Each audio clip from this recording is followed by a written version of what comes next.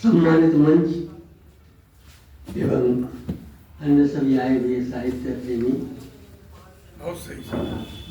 मैं तो साहित्य का विद्यार्थी नहीं रहा, मैं तो विज्ञान का विद्यार्थी था, परंतु आज जिनका हम सभी सुनने के लिए आए हुए हैं, हमारे बहुत पुराने संघ के सारे संबंधी हैं। जब बादल जी कानपुर में विचारक थे तब से आपसे मेरा संपर्क है। सुशील जी का भी इसी तरह से रहा है, हमेशा मार्गदर्शन मिलता रहा है। संघ के बारे में बहुत अभी बताया गया, इसलिए उधर से फिर से उसका रिपीट करने की कोई आवश्यकता नहीं लगती है मुझे।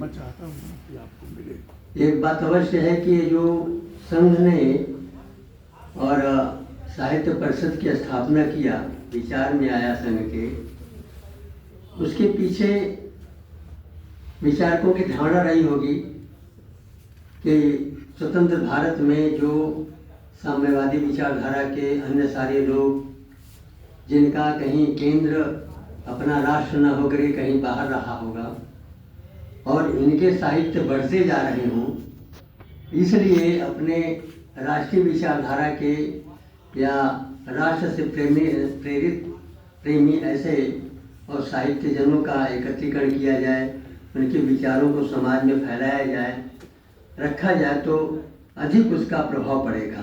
संभवतः यही सोच करके और साहित्य परिषद की स्थापना संघ ने किया होगा।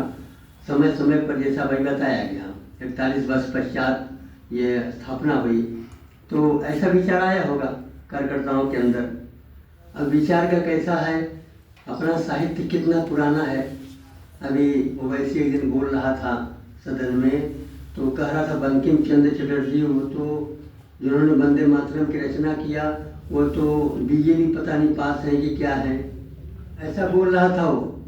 कितना, अब उसके हिसाब से अगर देखा जाए तो सूरदास, तुलसीदास, कबीरदास या कभी अपने कालिदास जी या वाल्मीकि जी, इनका कौन सा सर्टिफिकेट देखा हो कोई, जिन्होंने भारतीय साहित्य का एक रूप में इतना बड़ा रचना किया है। उनका साहित्य के रूप में देखो तो कौन सा उन्होंने पीएचडी किया था, कहाँ से कोई खोज कर लाएगा, ऐसा चिंतन। तो इन सारे चिंतन को एक रूप में राष्ट्रीय विचार में रखने के लिए और अपना ये साहित्य परिषद की स्थापना हुई होगी और वह काम आगे बढ़ रहा है और आप सभी के मार्गदर्शन में और आगे बढ़ेगा। देश भर के साहित्यकार इसमें और जुड़ेंगे। मेरा तो यही शुभेच्छा के साथ कि और आगे इसका विकास हो और समाज के लोग इससे जुड़ें, समाज के अन्य लोग भी इस विचारधारा में बढ़ते रहें, और इसी कामना के साथ मैं अपनी वाणी को विराम देता हूँ।